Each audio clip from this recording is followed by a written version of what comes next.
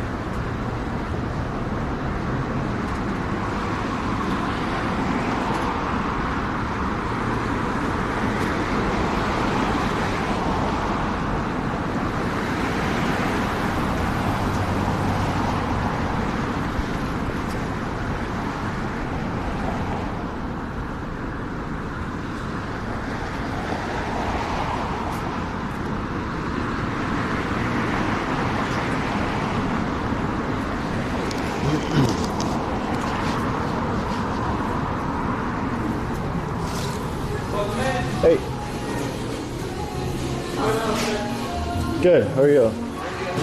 I'll do a bowl, please. I'll do it to go. And I'll do one tortilla on the side, please. Oh, you're the camera guy. Yeah.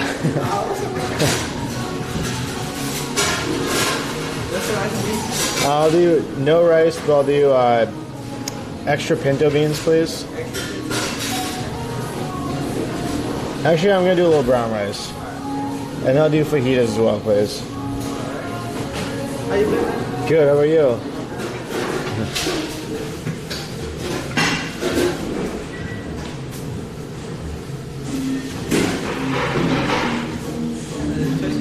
I'll do half chicken, half carnitas, please.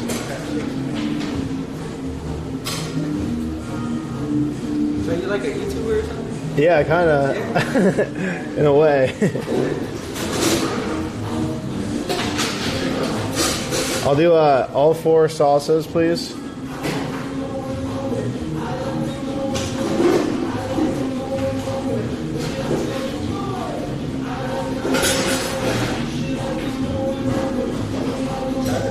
No, thanks. I'll just corn. Thanks. Now I'll do cheese and lettuce, please.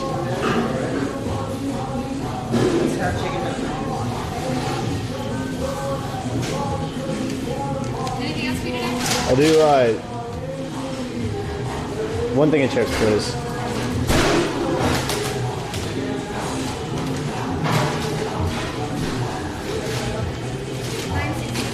And then a cup of water, please.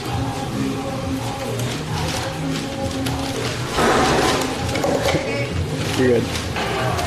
Thanks, man. Thank you. You too. See you next time.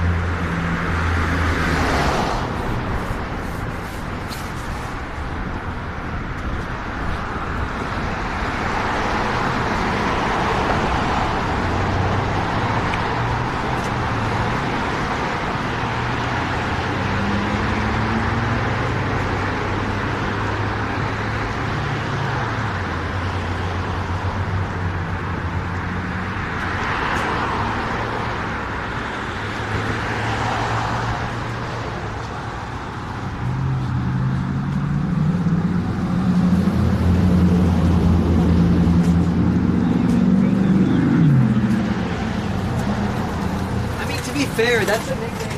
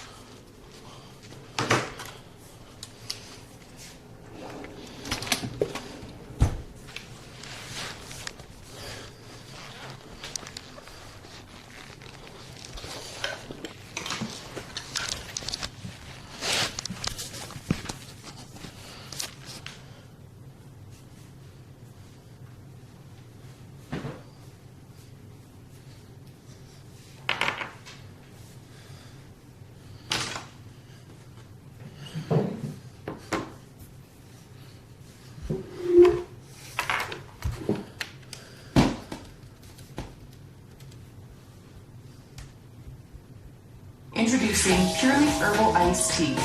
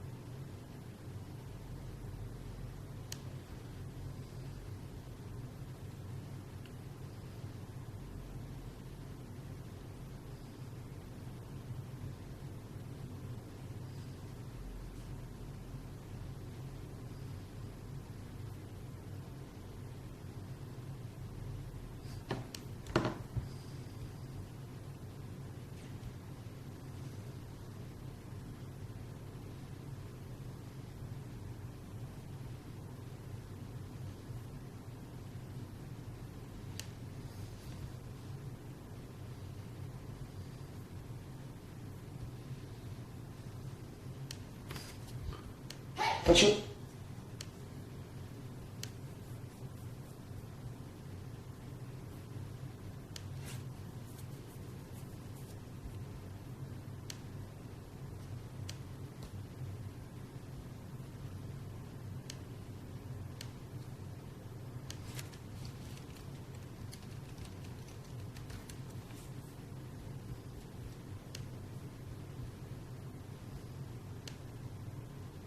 Hello everyone, this is your Daily Dose of Internet.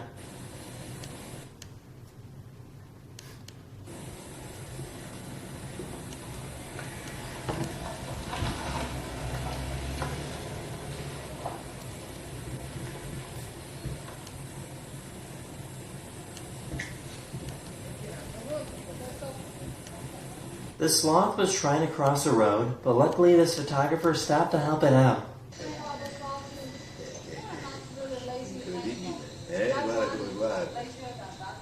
This is what it looks like when you zoom in on a $100 bill.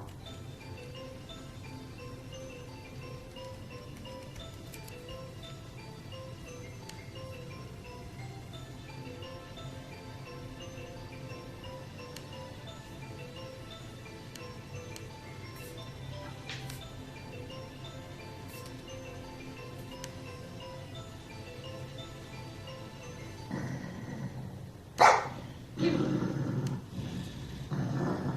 you. Give. Oh, good girl. High five. This person created his own plasma bottle launcher using propane gas.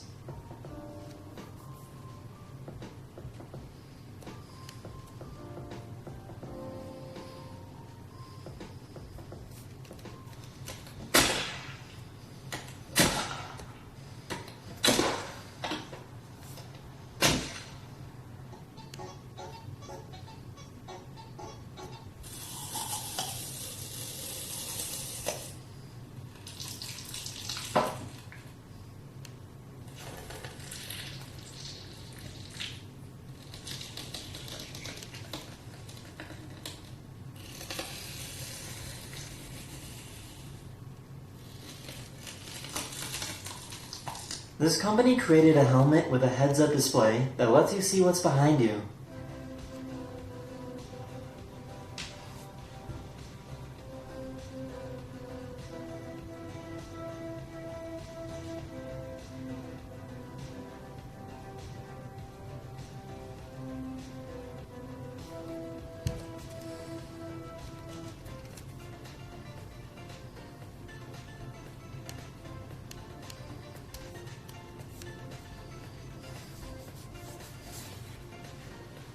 Whenever it rains in the salt flats of Bolivia, the entire landscape becomes a giant mirror.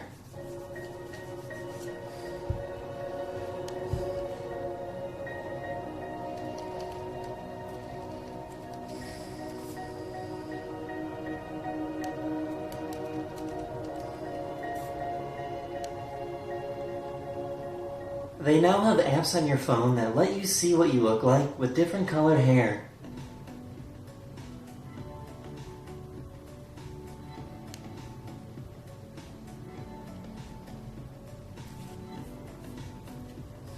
That's it in this video. I really hope you enjoyed, and I'll see you guys again very, very soon. Later!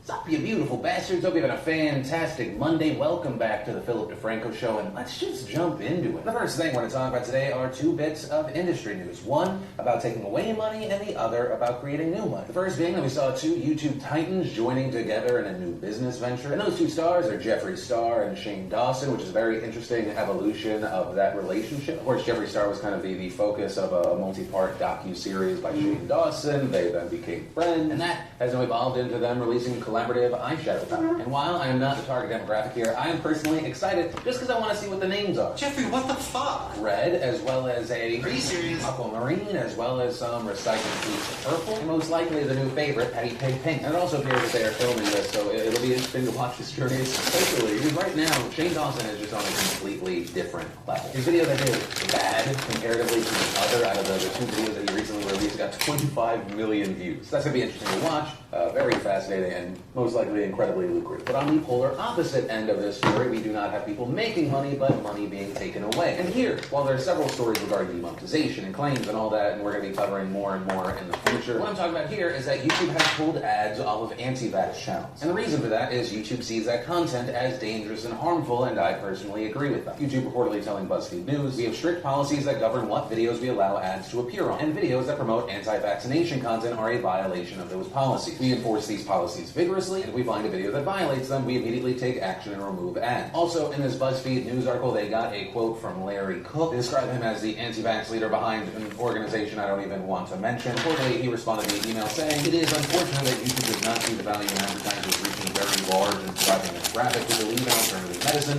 holistic health, and natural remedies. Shutting down monetization on alternative health channels just means that alternative health advertisers will go elsewhere to reach their intended audience. So around that comment, I would say two things. One, it was noted that advertisers had a problem that their ads were appearing on these videos. And two, once again, I want to reiterate, I agree with YouTube that anti-vax content is harmful and dangerous. This isn't like you believe that the earth is flat, so you're just stupid and no one else is harmed. We're talking lives at stake. As we've talked about previously on this show, vaccine hesitancy has been listed as one of the top 10 global threats of 2019 by the World Health Organization. And it feels like every single day we are seeing a new story about measles popping up when it should just be gone. I mean, just look at headlines today. 2 new measles cases in Vancouver as outbreak spreads to Edmonton. Measles returned to Costa Rica after 5 years by French family who had not had vaccinations. Meanwhile, we have some places like Arizona trying to expand vaccine exemption. And so here, I personally say I applaud YouTube. I applaud them for not caring about the potential money lost from monetizing this misinformation. It's taking away some of the incentive from promoting this misleading BS. But that said, it's not going to stop the stupid. If anything, it's going to allow anti-vaxxers to act depressed, twisted, to act like they're brave enough to go against the mainstream. But understand, when they say the mainstream, what they're actually saying is science and facts. So yeah, that's where I'm going to end this one. And also a hello to the anti-vaxxers that always bombard my videos when I mention it. You spamming dislike and or sending me crazy hate-filled messages,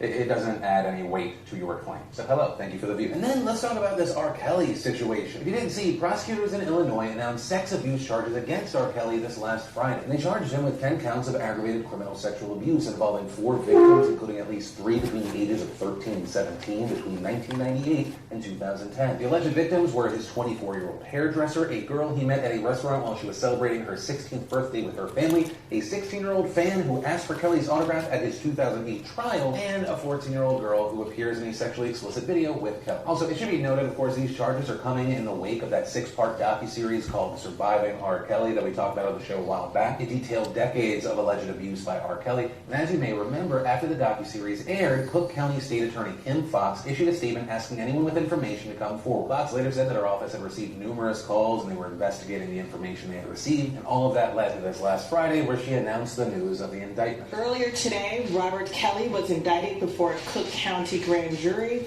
on 10 counts of aggravated criminal sexual abuse involving 4 victims. Also involved in the situation, you have celebrity lawyer Michael Avenatti representing some of the accusers. And just hours after the indictment was handed down, he announced that he would be holding a press conference where he would discuss evidence and new developments in the R. Kelly case. And during the press conference, Avenatti claimed that he was responsible for the break in the case. He claimed that he had a videotape that allegedly depicts Kelly with a minor, also tweeting photos that he says are screen grabs from the video. And this is what we saw him say at the press conference. Earlier this month, we uncovered and recovered a videotape of over 40 minutes in length.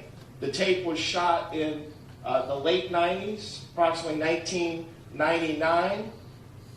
It depicts 2 separate scenes shot on 2 separate days within Mr. Kelly's residence at the time. CNN, who said they had seen the video, reported that the girl refers to her age 6 times, and at one point Kelly even urinates on her. Also, if this sounds familiar to you, it's because the acts in the video mirror some of the alleged acts that Kelly was arrested for during his high-profile child pornography trial. In that case, the girl was identified by several witnesses but refused to testify. Kelly's lawyers argued that her identity could not be known for certain, and he was eventually acquitted in 2008. Well, according to the Cook County State Attorney, this tape features that same girl, though reports say there is no indication that she has changed her mind about testifying. Regarding the tape, reportedly that was given to Avenatti by someone who has been in contact with Kelly. We've also seen Kelly's lawyer, Steve Greenberg, bring up a point of contention against the video, saying one of the charges appears to involve the same alleged victim from the earlier case, and double jeopardy should bar that case. But Avenatti says that because the acts in this tape are different than those at the center of the child pornography case, this does not create an issue of double jeopardy. Also, as far as where R. Kelly stands right now, on Friday he turned himself into police in Cook County, Illinois. He then appeared in bond court on Saturday, where a judge set his bail at $1 million. And so what that meant was to leave police custody, he would have to pay 10% of that total, which is $100,000. Also, under the terms of his bond, Kelly is to surrender his passport and is forbidden from having contact with anyone under the age of 18. And after that bond was set, R. Kelly's lawyer actually said, "We're very happy with the bond that the judge set. I think it's fair and reasonable given the allegations. We hope that Mr. Kelly's able to get the money together and post bond sometime today or over the weekend, and he'll be released." However, R. Kelly actually spent the weekend in jail because he couldn't pay the $100,000. With Greenberg saying that Kelly, quote, really doesn't have any money at this point, and that is due to mismanagement, bad deals, and hangers-on. Also adding that R. Kelly is still trying to get the money together, but that he doesn't have it, quote, sitting in the bank. And here we saw multiple outlets reporting that Kelly has deep money problems. According to reports, Kelly owed more than $169,000 in unpaid child support to his ex-wife as of February 6th. Regarding that, Greenberg told CNN Kelly, quote, does not have to pay the child support before getting out. And we've also seen reports that Kelly also owes $166,000 in unpaid rent for his Chicago studio. But with all that said, we fast forward to today when Kelly was set to appear in court in the sex abuse case. During the court hearing, Kelly's case was assigned to the judge who would preside over the trial, Judge Lawrence Flood. We also saw Kelly's attorney plead not guilty to the charges on his behalf. And during that hearing, Greenberg said that confidants are making arrangements to pay $100,000 to free, adding he has to rely on others acting on his behalf, and it's just not that easy because Kelly's in jail. So for now, Kelly will keep going back and forth between Cook County Jail and the Chicago courtroom until he posts bail. And as far as the charges, aggravated criminal sexual abuse can carry a sentence of 3 to 7 years in prison for each count. And so with 10 stacked against him, Kelly is facing a very, very large sentence. But, of course, he would need to be found guilty first, and his next court date isn't even set until March 22nd. That said, this probably won't be the last that we hear about this case in the coming days. In fact, just this morning, Avenatti said that he will be giving prosecutors yet another video that he says shows Kelly sexually assaulting a minor. Also tweeting, I can confirm that we will be providing a second video showing R. Kelly engaged in sexual assault of a minor to prosecutors this morning. This tape was recently uncovered in connection with our ongoing nationwide investigation on behalf of victims. Justice must be done. And as far as the specifics around this tape, according to TMZ, this tape is a 55-minute long VHS that shows Kelly having sex with the same 14-year-old girl. This one was reportedly shot in 2000 and includes more references to her age, as well as Kelly coaching her through various sexual situations. And here, TMZ also reports that Kelly is seen choking the girl during intercourse. And on top of all of that, they said that Avenatti's team is in the process of getting their hands on a third tape. With all of this happening, it's been very interesting seeing the reaction online to all of this. We saw a lot of people cheering that it appeared that R. Kelly would finally be held accountable. We also saw some arguing that this took so long because the victims were black girls. And there, like we've seen with other charges and controversies, there's this internal debate regarding the kind of discounting of black women and their allegations in the pursuit to protect black men. But of course, also at the same time, R. Kelly still has fans who support him, both in the social media realm as well as,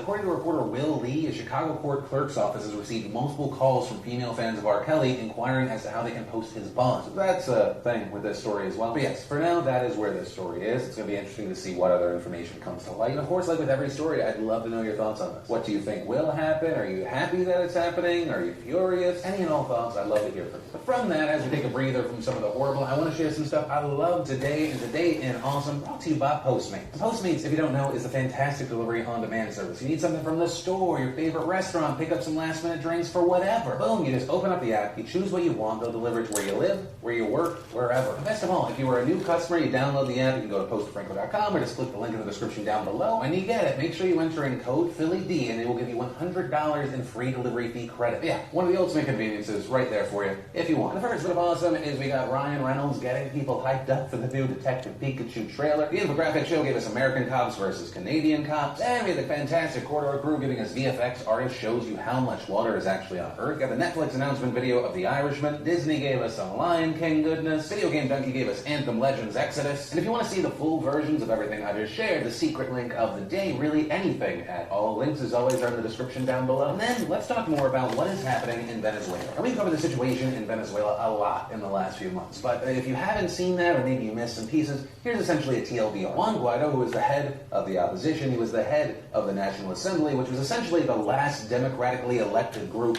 in Venezuela.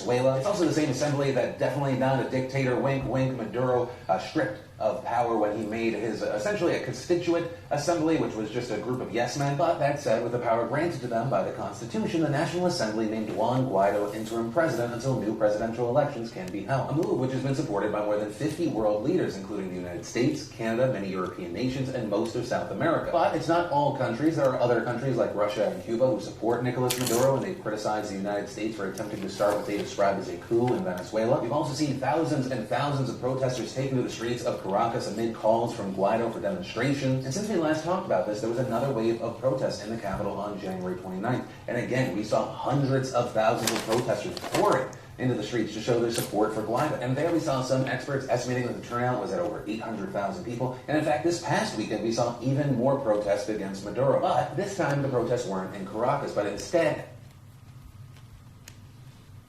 you beautiful bastards, hope you're having a fantastic Wednesday. Welcome back to the Philip DeFranco Show, and let's just jump into it. And the first thing we are going to talk about today is the story and the panic around it that has blown up around this so-called Momo Challenge. And I'm going to let you know right at the beginning so there is no confusion. A big chunk of this story involves a hoax. A lot of the panic around the situation is being fueled by headline readers and people only seeing one thing, not diving deeper, and a large chunk of the media that is completely willing to get clicks off of this panic. But the main point of the story should be no matter what, if you are a parent to a young child, you should be monitoring what they are consuming online. There are bad actors, there are things that slip through, and you are the person enabling that child to access it. But all of that said, let's start at the beginning. So what exactly is the Momo Challenge? And understand here, we're going to be explaining what people have been saying the story is. So Momo, according to the story, is this figure that can be contacted via WhatsApp, and it appears with this really creepy image. Also, on that note, that image is actually of a statue made by a Japanese artist, although it's unclear how that image became attached to the Momo Challenge. But according to this story that was being spread around, people, most commonly teens and children, can reach Momo by texting a certain number on WhatsApp. The story saying most people don't get a response from the number, but if you did, it would start to send creepy messages implying it knows personal information about you. And the story then went on to say that Momo would ask the texter to do dangerous or violent things, including self-harm and to send photographic proof. Also allegedly ending with Momo asking the texter to commit suicide and record proof. Now, if this sounds familiar, it's because this challenge, which it was being called, became popular last July when it was deemed a hoax. And a big part of the reason this blew up was that it became popular for people to post YouTube videos of them allegedly interacting with Momo. But one of the most interesting videos on this topic was made by Rainbot, a YouTuber who commonly explores creepy trends. And she found that of the three numbers people commonly associated with Momo, one was Japanese, one was Mexican, and one was Colombian. But despite location, she said that even the Japanese number, which was the most popular, could communicate in Spanish, which made it very common in Spanish-speaking countries. But she ultimately chalked Momo up to being more of a viral urban legend than anything else, as it's hard to find real screenshots of interactions with Momo. Also with this story, something commonly referenced is a situation in Argentina. Back in August of last year, police in Argentina investigated whether or not Momo had anything to do with the suicide of a 12-year-old girl. But the big thing there is that authorities never confirmed any link. Another thing that was mentioned, Momo was also reported to be tied to the deaths of 2 people in India and 2 children in Colombia. But Momo's links to these deaths were also never definitely proven. Also more recently, the BBC reporting that hackers could be behind Momo, specifically using it to get texters' information, but that has not been confirmed either. And so all of that brings us to today, where this so-called Momo Challenge is seeing a second wave of popularity. People have been reporting that clips of Momo are in videos on YouTube and YouTube Kids, specifically videos that appear to be Fortnite videos or episodes of Peppa Pig. And according to the story around this new wave, the thumbnail for these videos appears to be safe and will begin with kid-friendly content, but partway through, clips of the Momo Challenge and other disturbing images will show up. And according to the people claiming that this is real, the images can be gory, violent, threatening, and leave children terrified. There was a Facebook post that went viral warning parents about this. But also understand, and I'm reiterating, I'm covering what people are saying and then trying to spread the reality of the situation. I mean, this has become such a big thing that YouTube has even had to go to its official Twitter account to say, we want to clear something up regarding the Momo Challenge. We've seen no recent evidence of videos promoting the Momo Challenge on YouTube. And hitting like they always do, videos encouraging harmful and dangerous challenges are against our policies. And encouraging people that if they do end up coming across content like this in the future to actually flag it. Also regarding this story, there are actually 2 stories and some people are combining the 2. There's this, and there's also been a recent controversy where YouTube and YouTube Kids videos appear to have instructions instructions on how to self-harm. But also looking at those reports, the examples that they're providing involve an unrelated Filthy Frank video being spliced into a different piece of content. That said, YouTube has been actively combating these things on both fronts, although right now it's not really clear if these two things are connected. Also with this story, schools and police worldwide have been responding to this issue. You're the police of Northern Ireland saying on Facebook, our advice as always is to supervise the games your kids play and be extremely mindful of the videos they are watching on YouTube. Ensure that the devices they have access to are restricted to age-suitable content. Yesterday, a YouTube spokesperson gave a statement to CBS saying, our community guidelines prohibit harmful and dangerous challenges, including promoting the Momo Challenge, and we remove this content quickly when flagged to us. But still, while bad actors and trolls were being cracked down on actively by YouTube, while more and more became apparent that this was a hoax, people continued to spread this story, including people with massive audiences like Kim Kardashian. She shared both a screenshot of the viral post as well as a text message of being informed about it. And so with all of that kind of explained, once again, I want to reiterate, a big chunk of this is a hoax that has popped up once again, in part because of panicked people, as well as bad actors hoping to troll and freak people out. You have panicked parents, people in the news, people at schools, police, warning people based off of reports that have not been verified. And so really where I want to end this story, there's a few notes here. One, like often with viral situations like this, things like this start with a kernel of truth. There is no doubt that there are bad actors out there trying to troll or harass or cyberbully children or just mess with the status quo. But the wave of headline reading, insert myself into the story as the hero for raising awareness without looking into the situation further, is crazy. I understand that you can get more views and for some organizations more money or fake internet points to make you feel good about yourself if you continue the fear-mongering or you spread this thing or you're like the hero of the story rather than being the calming voice that explains that this is being blown out of proportion. But I really want to use this story as an example of when you see something like this, dive further, fact check. 2, you should be monitoring the content that your child consumes. YouTube or YouTube Kids or any other service is not a replacement for a parent. If you're a parent, you have one to... You beautiful bastards, hope you've been a fantastic Thursday. Welcome back to the Philip DeFranco Show, and let's just jump into it. And the first thing we're going to talk about today is something that actually touches on a topic we've covered in a different manner here and there throughout the week, and that is thinking of the children. What are the children doing? Are we keeping the children safe? Also, actually, side note before we jump into the real story, this is less a complaint and more because I find it amusing. After posting yesterday's Philip DeFranco Show, where in part one of the stories we covered was debunking the Momo Challenge hoax, the official YouTube Twitter account, which is followed by 71 million people, tweeted me and said, thanks Philly D for debunking the Momo Challenge and encouraging parents to flag inappropriate content to us. And I was like, oh, that's pretty cool. And then I woke up and I found out they demonetized that video that they promoted. I don't know if they also hit us for content ratings, so if you have people that are still spreading misinformation, share that video because it's not going to pop up in places where it should be. Potentially. Also, side note, shout out to the BBC, The Guardian, and other places that are not just feeding the panic around this hoax, instead doing pieces about how it is a malicious hoax and that there's this feedback loop. But that said, the story involving the children today does not involve YouTube, but instead TikTok. And TikTok, if you don't know, is a just massively popular app that allows people to create these short vertical videos where people are dancing, lip-syncing with songs playing, memeing, doing kind of small sketches. Along with that, of course, it has social media elements like you like videos, you can follow people, you can message people. I mean, right now it's the number 8 free app on the iPhone App Store. In the first half of 2018, it was the most downloaded app in the App Store worldwide, beating out the likes of YouTube, Instagram, and PUBG. In June of 2018, the app's global monthly active user count reached 500 million across over 150 countries and regions. With this surge, it's also enabled very young creators to be immensely successful and popular. People like Ariel Martin, Baby Ariel with 29.3 million fans, Kristen Hansher, 21.6 million. You also have Lisa and Lena Mentler from Germany, who are just 16 with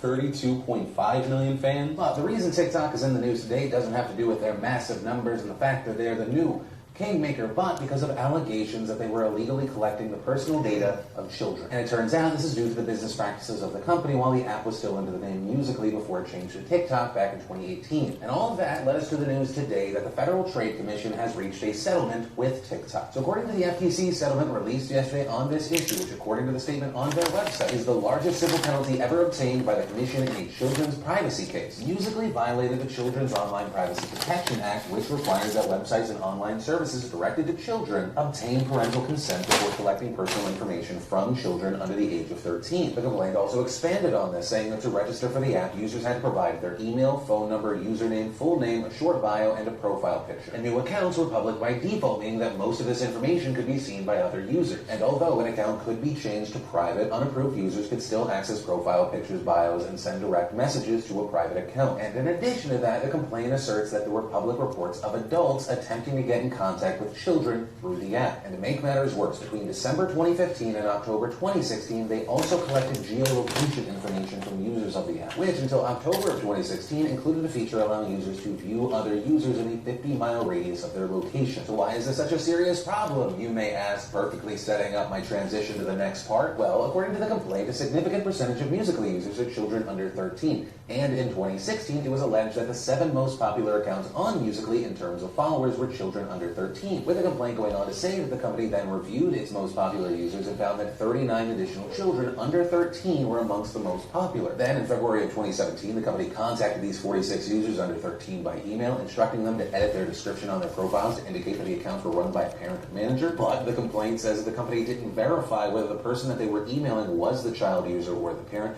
and the complaint further alleges that the company received, quote, thousands of complaints from parents that their child under 13 years old had created a Musical.ly app account without their knowledge, adding that in just a 2-week period in September of 2016, the company received over 300 complaints from parents asking to close their child's account. And the company did close those accounts, but the complaint states that they didn't delete the users' videos or profile information from their server. And while the app did take steps to address age concerns in July of 2017 by requesting the age of new users when signing up, and preventing those under 13 from making accounts, it appeared that for those who were already in place, it was too late, especially because those who made accounts prior to this change were not asked to verify their age. And so, as a result of this, what will happen now? Well, as mentioned, there was an FTC settlement that is resulting in TikTok having to pay a record $5.7 million. With FTC Chairman Joe Simon stating, "This record penalty should be a reminder to all online services and websites that target children. We take enforcement of COPPA very seriously, and we will not tolerate companies that flagrantly ignore the law." And also, in addition to this $5.7 million, it requires the company to comply with COPPA moving forward and to remove all videos made by children under 13 from their app. And in response to all of this, we saw TikTok releasing a statement saying, "We've now implemented changes to accommodate younger U.S. users in a limited, separate app experience that introduces additional safety and privacy protections designed specifically for this audience. The new environment for younger users does not permit the sharing of personal information, and it puts extensive limitations on content and user interaction. Both current and new TikTok users will be directed to the age-appropriate app experience beginning today." And adding that in the younger ecosystem, users cannot do things like share their videos on TikTok, comment on others' videos, message with users, or maintain a profile or followers. However, they will be able to experience what TikTok is at its core, showcasing creativity, as they enjoy curated content and experiment with TikTok's unique, fanciful, and expressive features. And that was a lot to say. It sounds like young users will essentially just be put into a view-only mode. But ultimately, that's the situation as it is right now, and I kind of view this in 2 ways. One, it appears that the established company of now is paying for the sins of company past. And 2, a point we try to reiterate whenever a story like this comes up: if you are a parent to a young child, you need to monitor what they are doing. Yesterday, despite me trying to explain that it was not me targeting people, when I say that there are parents out there that are ignorant, I'm not saying that you're stupid. I think a lot of parents are just ignorant to what is happening. What's up, you beautiful bastards? Hope you've had a fantastic Friday. Welcome back to the Philip DeFranco Show. And if you're new here, on Fridays we do something a little bit different. On Fridays I try to cover more viewer-requested stories from the week, sometimes for better and worse. But with that said, Hey, let's just jump into it. the first thing we're going to talk about today is a requested story that involves David Dobrik. And David Dobrik, of course, one of the biggest creators on this and many other platforms. The main point, he ended up being at the center of a story this week, at the center of a controversy this week because of something he said on his podcast. One of the most retweeted and liked clips that called him out was this one reading, "David Dobrik, not you, I, the white privilege jumped out," and it included this clip. I don't really care for politics because I don't really know much about it. But I know that, Trump isn't doing the best thing for people like me. Right. But, I have fucking really good friends from back home and from people that I met out here that are fucking full-blown Trump supporters. Yeah. It never bothers me for 1 second. Yeah. Who gives a fuck? It's all about your worldview, too. Yeah, it's like, let's say... chill. Take a fucking... I hate that. I hate when people get mad at shit like that. Yeah. Calm down. Take a breather. fucking live your life. Yeah. And some background / context so you understand that, in case you're unfamiliar with David Dobrik. He is a Slovakian-born dreamer. He's technically a DACA kid, right? He was an undocumented immigrant who entered the United States before he was 16, before 2007. So that's what Dobrik's referencing at the beginning of the clip as far as not the best for people like me. And this isn't the first time he's talked about things like this. Near the end of 2017, he tweeted out, "I paid $400,000 in taxes last year, and all I got was a free trip back to Slovakia, #defend DACA. And also, I'm sorry to say I cannot attend VidCon Australia. As of yesterday, Trump has taken away all my travel privileges, #defend DACA. So because of Dobrik's current situation, the things he said in the past, you had some people saying that he was a hypocrite. That same Twitter user from before tweeting, "How are you going to say you're cool with people who support the same man who is trying to tear your family and families like yours apart? You as an undocumented immigrant should be against that. A mess." Which I will say, I think that user has two conflicting arguments, right? In his initial tweet, he's talking about white privilege, but then in his follow-up, he's like, you're an undocumented immigrant that could get kicked out, right? Usually the thinking behind someone saying, hey, you have white privilege because someone says, I don't care about politics, that they're in the majority, they're not in a vulnerable position, so they're privileged to not have to care. Whereas the other argument is, you're in this vulnerable position and you have a massive audience, so you should be speaking out against it, and it should be a big deal to you. And what I'll say is, while I do personally understand people's frustrations when anyone's like, I don't really care about politics, right? And they minimize people having very large reactions to a lot of unprecedented situations right now. I personally think that this clip that blew up, it's really not that deep. I have friends here and any of the places that I ever called home that are never Trumpers and full-blown Trump supporters. And regarding any and all of those people, I just understand that there are going to be places where we just massively disagree. And if anything, I think based on those conversations, I learn where people are coming from, and I also, it's just a constant reminder that, like, the people that have different opinions than you, they're not automatically evil. Different worldviews, different ideals, different trust systems, but at the end of the day, human. That said, hey, I talk about a lot of different kinds of news. Politics is one of them. I think that it is very important. Right? I mean, people live and die based off of what happens in our political system, right? Whether someone can live in this country or they have to go somewhere else, even if they've never really known another life. Whether people have access to healthcare, firearms, just the economy in general. When the economy tanks, a lot of other horrible stuff happens in everyday people's lives. Also go to even more polarizing issues, pro-life versus pro-choice. I think a lot of people on both sides there would say the politics there are incredibly important. I mean, if we bring up immigration, hell, I mean, just in the past few days, there were reports that the Health and Human Services have documents that say thousands of migrant children were sexually abused in U.S. custody. I understand why people get worked up. That said, if you're angry because David Dobrik's not politically charged and like leading a march, then I don't know what to tell you. I'm sure David is a sweetheart of a person, but if you're going to him because you think that he should be guiding people politically, I imagine we don't see eye to eye.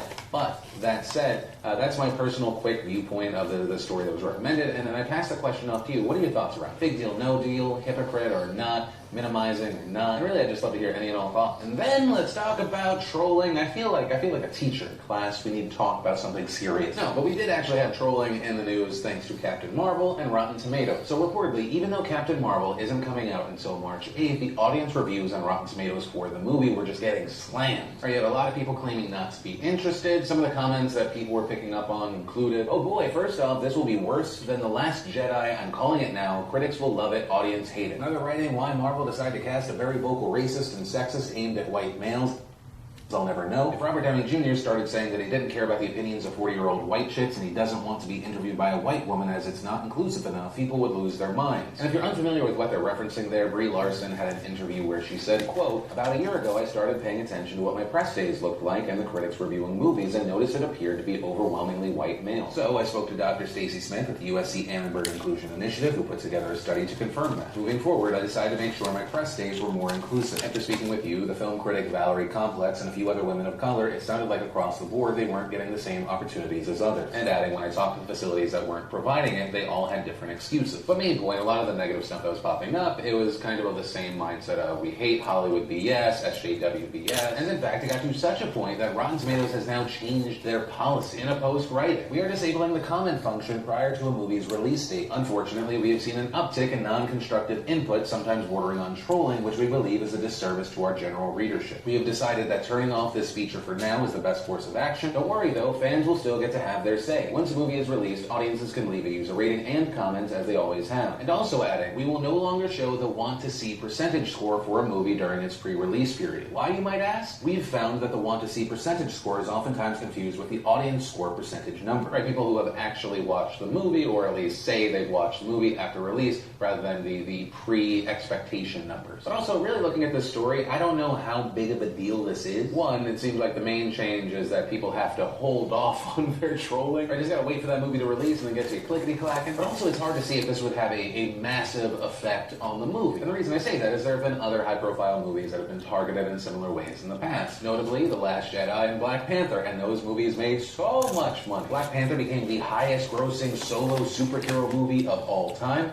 and The Last Jedi was the highest-grossing movie of 2017. So I think it would be a hard point to argue that the want to see has any sort of meaningful effect on box office. So really, I think it's just going to change the timing and placement of people sounding off about some of these movies. So yeah, I mean, this isn't something new, and it's not going to be the end of it. People will always, whether you call it trolling, or it is trolling, or whatever way, get their feelings out there into the world regarding any sort of issue. But with that said, of course, I do want to pass the question up to you. What are your thoughts around this? Personally, I don't give a damn about what anyone thinks about the movies, good or bad. I'm just excited personally that we're getting Captain Marvel, and then the next month, we're getting Endgame. I'm so ready to be emotionally torn apart. But from that, I want to share some stuff I love today, and today in Awesome, brought to you by Postmates and PostAFranco.com. And if you're not familiar, Postmates is the fantastic delivery on-demand service. You want something from the store, your favorite restaurant, you want them to snag you some drinks, boom, open up the can using the good. And if there are other people out there, when they do it, make sure versions of everything I just shared, the secret link of the day, really anything at all. Links as always are in the description down below. And then let's talk about the news we saw out of San Francisco this week. If you didn't see, San Francisco officials announced on Monday that they are going to be dismissing 9,362 marijuana convictions dating all the way back to 1975. So what this means is that it makes San Francisco the first city in the United States to clear all eligible marijuana convictions. The announcement came from San Francisco's District Attorney George Gascon, and it comes a little over 2 years after California passed Proposition 64. And Prop 64, as you might remember, was approved by the voters back in 2016. It legalized recreational marijuana in California for people 21 and older, and it also allowed for people that were convicted of marijuana possession to petition to have their convictions expunged. And along with that, people could also petition to have marijuana-related crimes reduced from a felony to a misdemeanor, and the expungements also include marijuana convictions that are tied to other crimes. So after Prop 64 passed, San Francisco became the first county to announce that it would clear old marijuana convictions, and so for about a year now, the DA's office in San Francisco has been going through old marijuana cases that were eligible for dismissal. And with that, they found about 1,200 cases to clear on their own. But when that process proved to be too time-consuming, they teamed up with a nonprofit called Code for America, and they use open-source technology to improve government efficiency. Then what followed was Code for America used a computer algorithm it created called Clear My Record, which sorts through marijuana convictions and determined which were eligible for expungement under Prop 64. And according to a Medium article written by Code for America, the Clear My Record technology can automatically and securely evaluate eligibility for convictions by reading and interpreting conviction data. And adding, it can evaluate eligibility for thousands of convictions in just a few minutes. And that program also automatically fills out the required paperwork that can be turned into the court for processing these cases. Now, people could request expungements themselves even before the DA and Code for America took on the project. But before the city began to look for people who were eligible, only 23 people had actually petitioned the city to do something about their convictions. And the reason for that was simple. It was a pretty tedious task. As Gaston explained, you have to hire an attorney, you have to petition the court, you have to come for a hearing. It's a very expensive and very cumbersome process. And the reality is that the majority of the people that were punished and were the ones that suffered in this war on marijuana, war on drugs nationally, were people that can ill afford to pay an attorney. And as far as why it's important that people actually do this, I mean, the DA's office noted that people who have marijuana convictions on their records often have trouble finding employment. Along with that, they can face barriers in trying to get access to education, housing, loans, and public assistance. And along with this, Gascon also noted that there were racial disparities in marijuana arrests in that city. And in fact, a study done by the ACLU in 2013 found that in San Francisco, African Americans were more than 4 times as likely to be arrested for marijuana possession than white people. And in a press briefing, Gascon said, take San Francisco for instance. Our African American population is under 5%, but if you look at our convictions for marijuana offenses, 33% of people we convicted were African American, 27% were Latino. And so because of all of these factors, the city decided to take a proactive approach to clear past convictions themselves to help people who they say needed the most relief. So, now that all that has to be done is for the courts to actually process the request, what does that mean for the rest of the country? Well, San Francisco's actions have actually prompted several other cities to follow their lead, and many believe that both the expungements and the technology used by Code for America will have a positive spillover effect. Code for America intends on expanding its pilot program to other California counties, and it's already set a goal of clearing 250,000 eligible convictions nationwide by 2019. And specifically in California, other counties, including Los Angeles, are considering similar efforts. And that could be massive because the LA County DA's office estimates that there have been 40,000 felony marijuana convictions since 1993. However, remember, it's not all convictions, and right now prosecutors haven't said how many of those cases could be eligible. And then as far as efforts outside of California, you have things like in Missouri, lawmakers are considering a bill that would expunge convictions for medical marijuana patients, which is legal in the state. Also in New Jersey, residents can actually have their convictions expunged, but like in San Francisco, the process is reportedly challenging. And then finally, in New York, the governor has proposed legalizing recreational marijuana use, and officials are exploring the possibility of expunging or sealing conviction records. And in the most unsurprising part of this story, I think all of these are good steps. I personally think that marijuana has ridiculously been villainized for a very, very long time. I have been an advocate for decriminalization and legalization for a very long time. And if you have people being held back because they have a record for a non-violent marijuana offense, that is ridiculous. And given how clunky and expensive really anything involving the government can be, I love seeing a government actually trying to help the people out there. But that said, that's a story. That's my personal takeaway. And I pass the question off to you. What are your thoughts around this? And then let's talk about the news around Craig Coley, who spent 39 years in prison for a double murder committed back in 1978, but was recently found innocent and granted clemency in 2017. Coley was accused of raping 24-year-old Rhonda Wick and then killing her and her 4-year-old son. The investigation had led to Coley as he and Wick were dating and had recently broken up prior to her murder. Wick's neighbors reported hearing banging the morning of the attack, and one neighbor even claimed to have seen Coley's truck through a window and also reported that someone with medium-length hair drove away in it. During the investigation, police searched Coley's home. They found a blood-stained towel as well as a child's t-shirt. They believe that the towel had Wick's blood and the shirt was used to smother her son. And with all of this, he was immediately arrested as a suspect and then charged with the killings, with the prosecution even filing a notice that it would be seeking the death penalty. And while the first trial resulted in a hung jury, Coley was tried again in 1980, and this time he was convicted for the murder. And there, he was sentenced to life in prison without the possibility of parole. However, Coley has maintained his innocence this entire time, even appealing his case and petitioning for a writ of habeas corpus, which allows a person to report unlawful detention or imprisonment. But ultimately, he was getting nowhere. But Coley wasn't alone. You had Simi Valley Police Detective Mike Bender, who examined Coley's file and became convinced of his innocence. He also brought Coley's case to various law enforcement agencies, but to no avail. But as far as what Bender saw, Bender noticed that Coley had an alibi for all but 20 or 30 minutes on the morning that the crime was committed, which in his opinion wasn't enough time to commit the murders. Along with that, Bender also found evidence that other legitimate suspects were let go by police who focused their investigation on Coley. And then in 2013, with Bender's help, Coley submitted a petition to California Governor Gerry Brown for clemency on the basis of factual innocence. And that petition, in part, claimed that a Simi Valley Police Department detective destroyed biological evidence that could have exonerated Coley. And then in 2015, Governor Brown requested the Board of Parole hearings to investigate the case. And in that investigation, multiple law enforcement officers said they believed Coley was innocent, and that the detective who originally was in charge of the investigation, quote, mishandled the investigation or framed Mr. Coley. So this led the Simi Valley Police Department, along with the Ventura County District Attorney's Office, to open an investigation into Coley's case. And during the investigation, they luckily found biological samples from the case in a private lab, despite the court ordering that they be destroyed after Coley had used all of his appeals. Advanced forensic analyses were conducted on the samples, the kind that were not available at the time of Coley's trial, and those forensics showed that the sperm and saliva from the sheet that Wick's body was found on did not contain Coley's DNA. Instead, it had the DNA of another person. Additionally, the blood and semen stains on the child's shirt recovered from Coley's apartment were also tested and did not have any of Coley's DNA. Although those tests did show Wick's son's DNA on the shirt, along with the sperm of several individuals, but none of which were Coley. Investigators even went to the apartment from which the neighbor claimed to have seen Coley's truck and determined that there was no way she could have correctly identified him or his truck at 5:30 a.m., stating that lighting conditions made it difficult to see details on vehicles, and it made it even harder to see inside them. And then on November 20th, 2017, we saw a news release from the police department and the DA's office asserting Coley's innocence and claiming that the real murderer had not been brought to justice. Along with that, they also wrote a letter explaining their findings to California Governor Gerry Brown, who officially pardoned Coley 2 days later. And that pardon reads, Mr. Coley had no criminal history before being arrested for these crimes, and he has been a model inmate for nearly 4 decades. In prison, he has avoided gangs and violence. Instead, he has dedicated himself to religion. The grace with which Mr. Coley has endured this lengthy and unjust incarceration is extraordinary. But that was 2017. Why are we talking about this now? Well, because the story is not over. Back in February of 2018, Coley was awarded over $1.9 million by the Victim Compensation Board of the state of California. And essentially what that was is $140 per day for the 13,991 days he was incarcerated. However, Coley subsequently filed a federal civil rights lawsuit seeking damages from the city of Simi Valley, which brings us to last Saturday when Simi Valley City Manager Eric Levitt announced the $21 million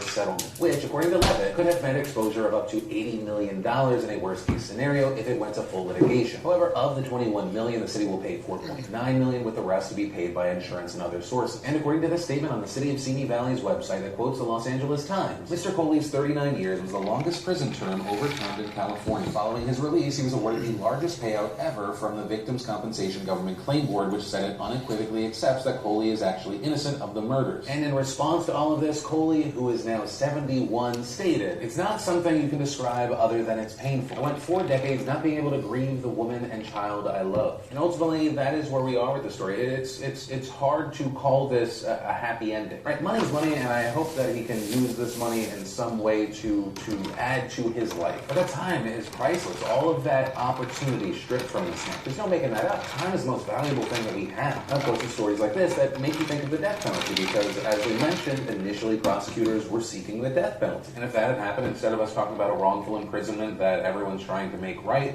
we talk about a dead man. Meanwhile, whoever did this, potentially just still out there somewhere if they didn't get caught doing something else. No one's been charged with this, but if I did end on, if you can even call it a positive note, I do want to say that Mike Bender deserves so much credit. I mean, usually when we're talking about cases like this, it's organizations like the Innocence Project that are involved, keeping it alive, trying to move it. But this was kept on everyone's radar thanks to one detective. Without him, it's very likely Coley just remains in prison. Yeah, that's where this story ends for now. And the questions that I want to pass off to you, one, what are your thoughts regarding the payouts around wrongful imprisonment? And also, two, if you're willing to share, what are your thoughts regarding the death penalty? And if you are one way or the other, does this story, really confirm what you're thinking, or do you think that it's an outlier, doesn't really affect any and all thoughts? And that's where we're going to end today's show. And remember, if you like this video, you like jumping into it with us on the daily, let us know. Hit that like button. If you're new here, definitely be sure to subscribe, ring that bell to turn.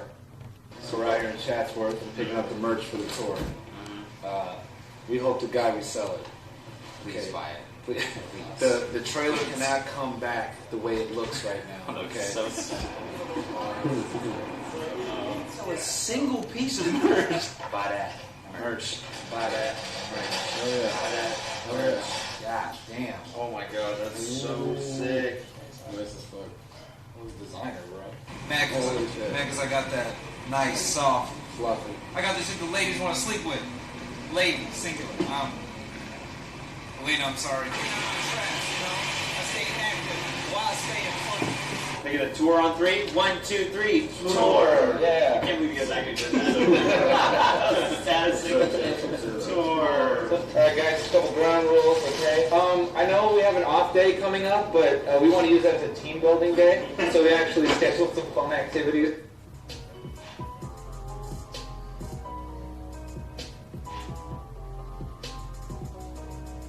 First night on the bus, success.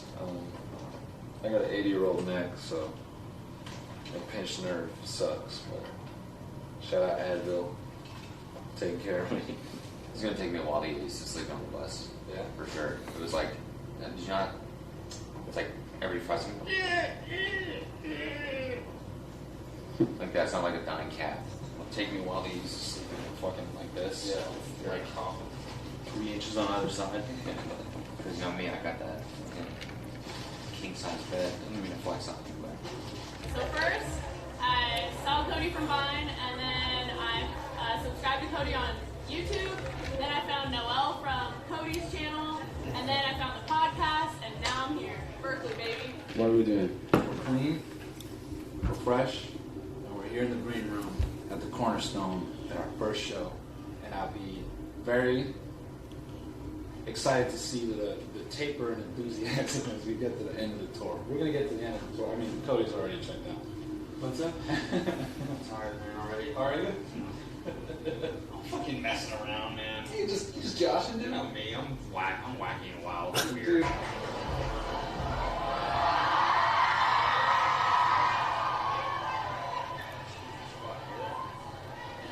It's crazy.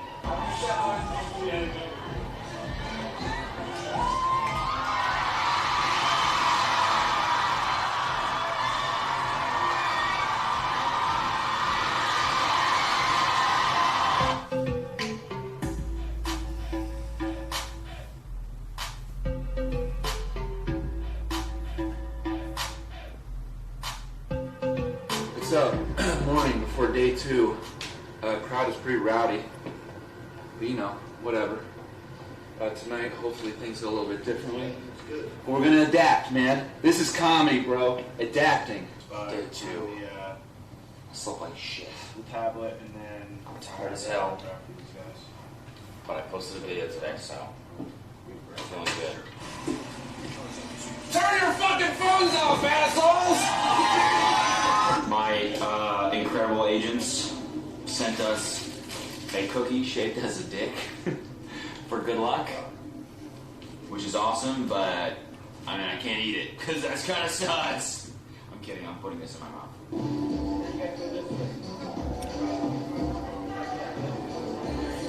she's the one that's photoshopping the picture. Yeah. Someone started an account of like pictures of him and Kelsey, but it's my face instead of Kelsey. It's awful. It's the worst thing I've ever seen. Really gross. It's so bad. 4 minutes. 4 minutes? So we get up there and fucking just eat up the crowd. Just Joe. Oh, Joe.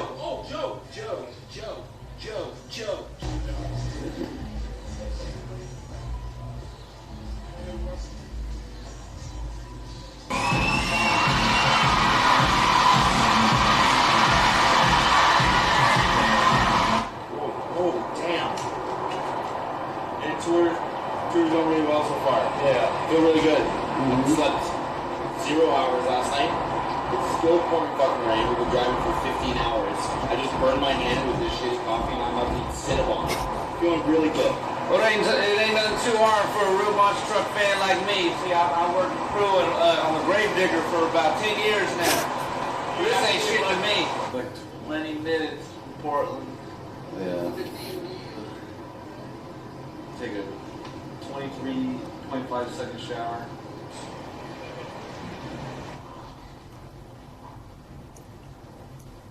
Sleeping Mask 2019. Why didn't Oscars though? I got nothing else. Find another garment? No. I'll date her, man. I thought I was hoping they were yours. No, they're mine. They're crusty in the center, so they have a nice thread on the nose.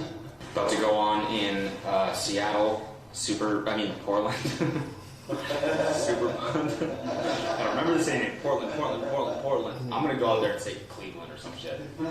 Yo, it feels so good to be back in New York City, everyone. Portland, man. Woo, gotta be cool. Gotta be calm. Collected.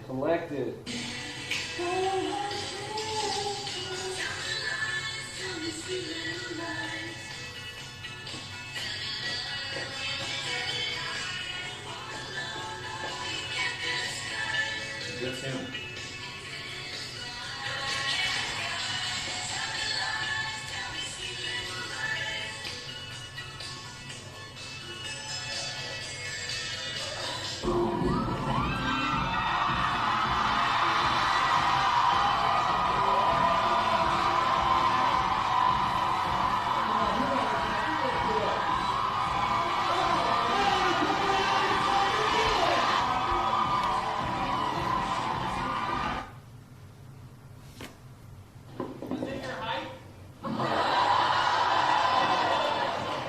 Yeah, dude. I was just telling us to eat out your mom.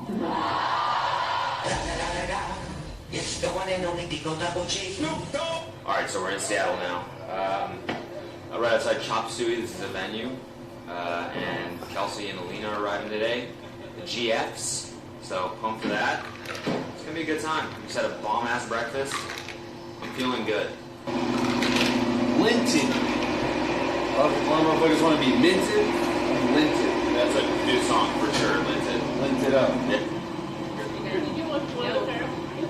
Really? I don't know. Holy shit. It's her Wow. birthday. Cool. Oh. Thank you so much. Yeah, thank you guys. Introduce your girlfriend. My beautiful girlfriend Kelsey is here. Hey guys, I'm Kelsey. Thanks for having me. Thanks for having her. Thanks for having her. We got a dude outside that's getting a DUI right now. He's getting arrested because he fucking crashed right here and could have crashed into our bus. Oh shit.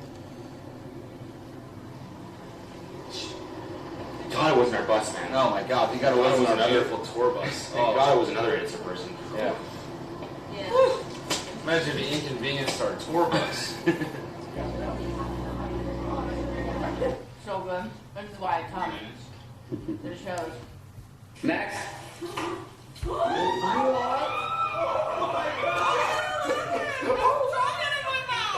is my mom's rub from 1989.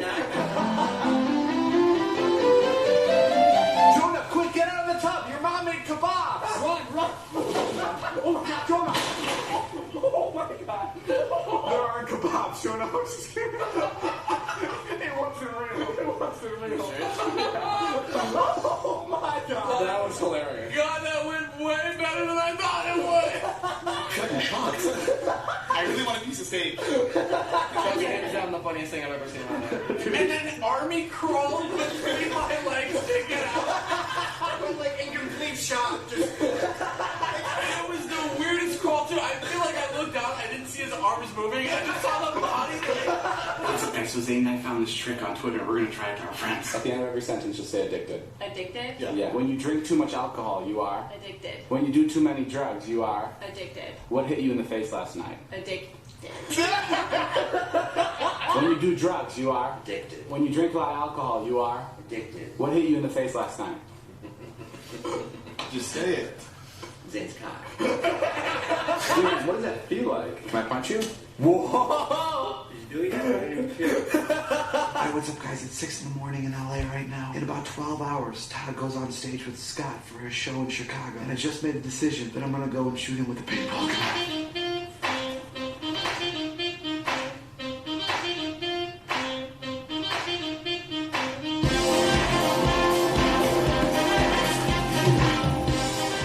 Hi, Todd.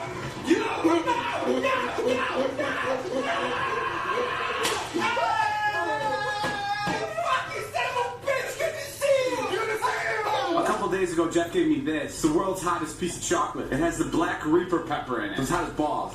I'm gonna let you eat it. You gotta eat it. I think the fuck out of it. Natalie, you wanna eat it with him? Yeah. You have half and I'll have half. Alright, break it exactly in half.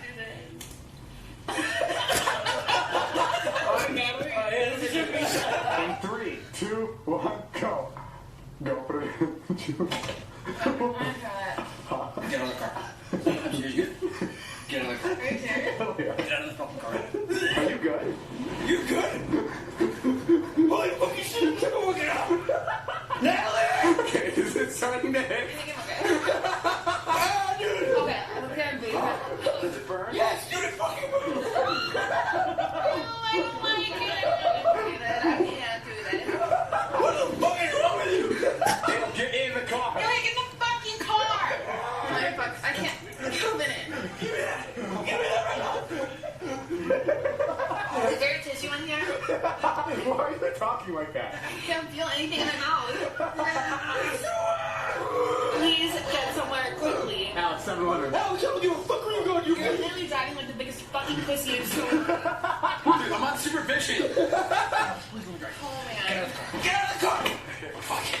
No, Alex, you forgot. You forgot. Give me something over there. Get the fuck out. What the fuck is going on? You gotta pick him out. Dude, I'm gonna throw off that extra brother. Oh my god. McDonald's, home of the delicious Big Mac. Jesus Christ. I like music so my body. Would you do it again?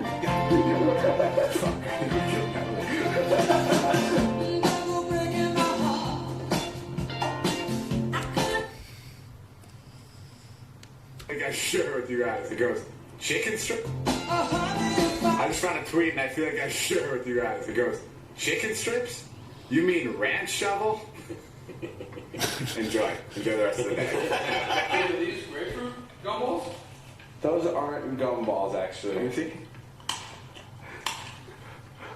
Yeah, they're paintballs. That is not a good gumball.